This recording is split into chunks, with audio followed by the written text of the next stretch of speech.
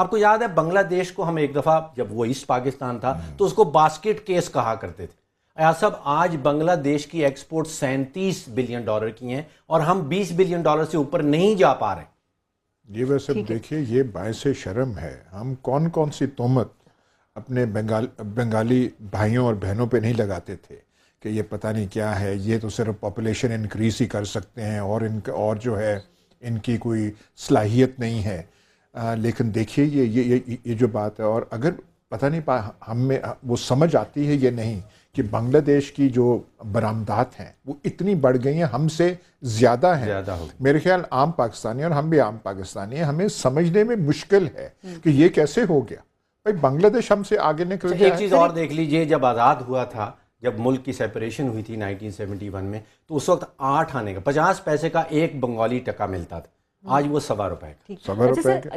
ایک انہوں نے اپنی پاپولیشن کا جو گروتھ ریٹ ہے وہ بھی کنٹرول کر لیا. اب ہم جو ہیں, اب وہ اعزاز جو ہے کہ ہم آبادی بڑھا رہے ہیں وہ ہم پہ جاتا ہے, ان پہ نہیں. سر عالمی رپورٹ پر ہم اکثر بات کر چکے ہیں, اچھے کی رپورٹ وہ دیتے رہے. آئی ایم ایف کے ساتھ اچھی بات ہے کہ معاہدہ ابھی نہیں کیا, لیکن ایک خبر یہ ہے کہ آئی ایم ایف سمیت جو عالمی ادارے ہیں پاکستان کو 18 ماہ میں $11 ارب ان کو ادائیگی کی صورت میں واپس کرنا ہے.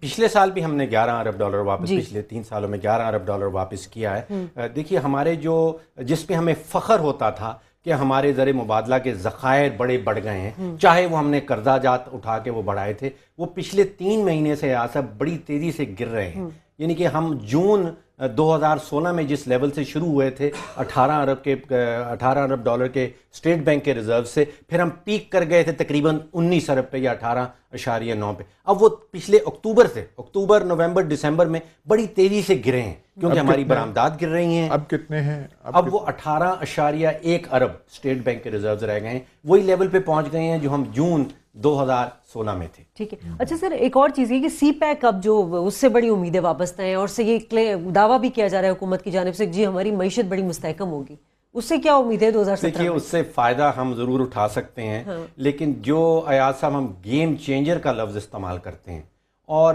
جس فریکوینسی سے ہم کرتے ہیں, آپ کو یاد ہوگا تھر کول جب آیا تھا تو ہم نے کہا تھا تھر کول جو ہے وہ گیم چینجر ہو جائے گا, وہ پاکستان اور پاکستانیوں کی قسمت بدل دے گا. پھر چنیوٹ میں آپ کو یاد ہوگا کہ ہمارے وزیر اعلیٰ صاحب بھی, وزیر اعظم صاحب گئے تھے کہ وہاں لوہے کے اتنے زیادہ ذخائر ملے ہیں کہ وہ نیا ایک گیم چینجر بن جائے.